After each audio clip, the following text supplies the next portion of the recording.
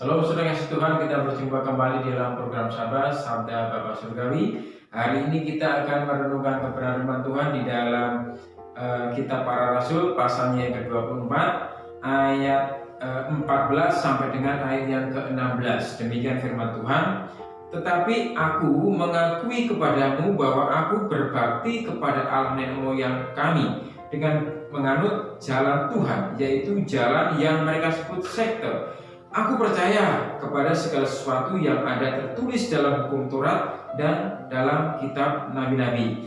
Aku menaruh pengharapan kepada Allah bahwa seperti mereka juga bahwa akan ada kebangkitan semua orang mati, baik orang-orang yang benar maupun orang-orang yang tidak benar. Sebab itu aku senantiasa berusaha untuk hidup dengan hati nurani yang murni di hadapan Allah dan manusia. Saudara kasih Tuhan, ayat kunci dan tema renungan kita ada di 14 bagian B, dikatakan aku percaya kepada segala sesuatu yang ada tertulis dalam hukum Taurat dan kitab nabi-nabi.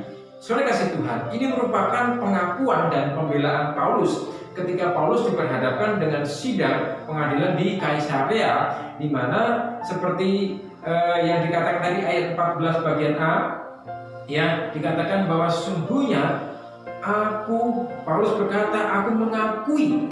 Ini pengakuan Paulus bahwa ia percaya kepada segala sesuatu yang tertulis dalam kitab para nabi. Bahkan di ayat 5 Paulus didakwa, ini persoalan yang dialami Paulus, yaitu Paulus didakwa oleh tua-tua Yahudi, terutama dari kelompok Saduki, dianggap menimbulkan kekacauan di tengah-tengah orang Yahudi dengan pemberitaannya bahwa Yesus Kristus telah bangkit dari antara orang mati.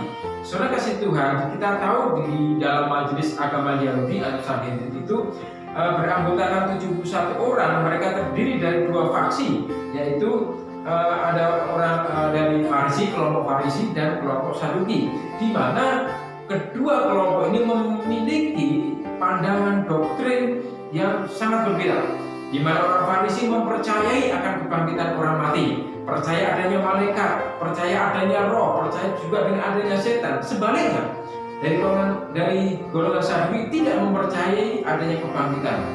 Oleh sebab itu, saudara Tuhan, keyakinan Paulus, perjumpaan Paulus dengan Yesus di Damsyik ini meneguhkan keyakinannya sebagai orang dari kelompok Farisi, di mana meyakini kebangkitan orang mati. Karena Paulus percaya kepada segala sesuatu yang tertulis dalam kitab suci, seperti ayat 14 bagian B tadi. Saudara kasih Tuhan, jika saudara dan saya percaya segala sesuatu yang tertulis dalam kitab suci, ya segala telah dinubuatkan, segala sesuatu yang telah disampaikan oleh para nabi. Bagaimana sebenarnya sikap hidup kita? Bagaimana belajar daripada Paulus? Bagaimana sikap hidup Paulus ketika Paulus meyakini bahwa segala sesuatu yang tertulis dalam kitab suci itu adalah ya dan amin. Yang pertama, saudara kasih Tuhan, di ayat yang ke-14 dikatakan, bagian A, tetapi aku mengakui kepadamu bahwa aku berbakti kepada Allah nenek moyang kami dengan menganut jalan Tuhan. Ada kata berbakti kepada Allah. Saudara kasih Tuhan, Paulus berusaha menjelaskan bahwa apa yang disampaikan itu, apa yang diberitakan, yaitu tentang Yesus Kristus kepada banyak orang, ya sesungguhnya tidak bertentangan dengan hukum Taurat dan kitab para nabi. Kelahiran Yesus Kristus sampai dengan kematiannya sesungguhnya menggenapi apa yang tertulis di dalam kitab suci, menggenapi apa yang tertulis disampaikan oleh para pendahulu mereka, oleh nenek moyang mereka. Oleh sebab itu Paulus berusaha untuk berbakti kepada Allah nenek moyang mereka, kepada Allah nenek moyangnya. Karena keyakinan itulah, ya, keyakinan akan sesuatu yang tertulis di dalam kitab suci itu, Paulus hidupnya diwarnai dengan berbakti. Berbakti itu berarti mengabdikan diri, memberi diri, menghambakan diri, beribadah, menyembah kepada Allah yang benar. Saudara kasih Tuhan, hal ini berbicara masalah berusaha hidup mentaati, melakukan perintah dan ketetapan Tuhan. Saudara kasih Tuhan, motivasi berbakti hanyalah satu sebenarnya, yaitu menyenangkan hati Tuhan. Saudara kasih Tuhan, jika saudara dan saya percaya dengan segala apa yang tertulis dengan Alkitab ini, oleh sebab itu warna hidup kita dengan berbakti, ya, warna hidup kita dengan beribadah kepada Tuhan. Ini yang Paulus ajarkan. Yang satu tujuannya satu, yaitu menyenangkan hati Tuhan.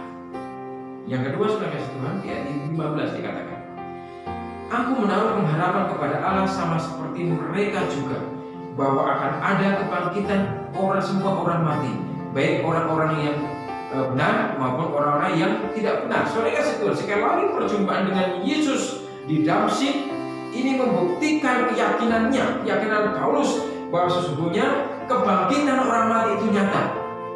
Ya, kebangkitan Yesus Kristus itu nyata, sehingga Paulus berharap ya suatu saat pun dia akan bersama-sama dengan Yesus. Paulus punya pengharapan di situ. Ya, bahkan di dalam Filipi 1 ayat 20 dikatakan, bagiku hidup adalah Kristus dan mati adalah keuntungan. Ya, saudara kasih Tuhan, bagi Paulus hidup mati adalah keuntungan. Karena apa? Kan dia beruntung, ya. Apa yang dia kerjakan selama ini, dia yakin dia akan bersama-sama dengan Yesus. Kalau sudah bersama-sama dengan Yesus, berarti dia berada di dalam kerajaan surga. Saudara kasih Tuhan, berbahagialah orang yang menaruh pengharapan hanya kepada Allah. Ini jelas sekali. Aku menaruh pengharapan hanya kepada Allah, tidak kepada yang lain, hanya kepada Allah. Ya, bahkan ditegaskan sama seperti mereka juga. Ya, mereka ini adalah orang-orang yang mempunyai pengharapan kepada Tuhan.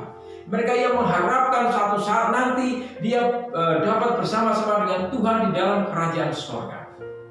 Saudara kasih Tuhan, berbahagialah orang yang menaruh pengharapan kepada Tuhan. Yang ketiga, saudara kasih Tuhan, ada di ayat yang ke-16 dikatakan, sebab itu aku senantiasa berusaha untuk hidup dengan hati nurani yang murni di hadapan Allah dan manusia. Ada kata senantiasa ini. Saudara kasih Tuhan, kata senantiasa ini artinya adalah terus menerus, rutin, tidak putus-putusnya. Murni berarti asli, tuleh, tidak ada campuran. Paulus hidup dengan hati nurani yang murni, artinya apa? Artinya berusaha untuk hidup terus menerus, tidak ada motivasi yang lain selain mengabdikan hidupnya hanya kepada Tuhan Allah, serta hidup benar di hadapan Allah dan manusia.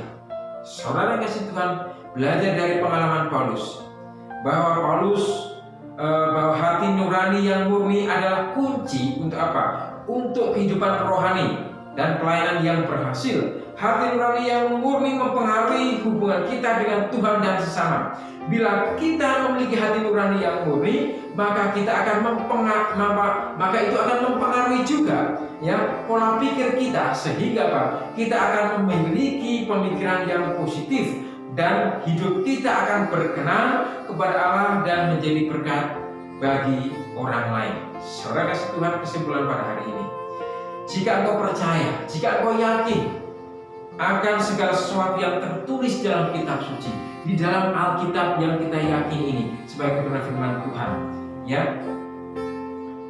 oleh sebab itu warna hidup kita dengan hidup beribadah, hidup berbakti kepada Tuhan. Taruhlah harapanmu hanya kepada Allah saja, jangan kepada yang lain, dan senantiasa hiduplah dengan hati yang tulus murni di hadapan Allah, sehingga apa yang kita lakukan itu senantiasa menunjukkan bahwa kita adalah orang-orang yang hidup berpengharapan kepada Tuhan. Temukan hati kita di hadapan Tuhan.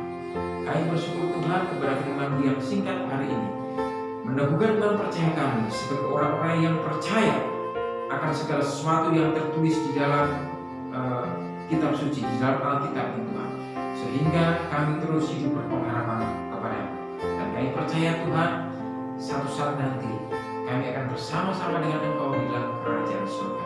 Terima kasih Bapa, teguhkanlah iman percaya kami dalam kami menjalani hari-hari kami. Dalam Kristus Yesus kami terus berdoa. Amin. Kiranya Tuhan memberkati saudara dan saya lewat kebenaran firman Tuhan hari ini. Shalom, Tuhan memberkati.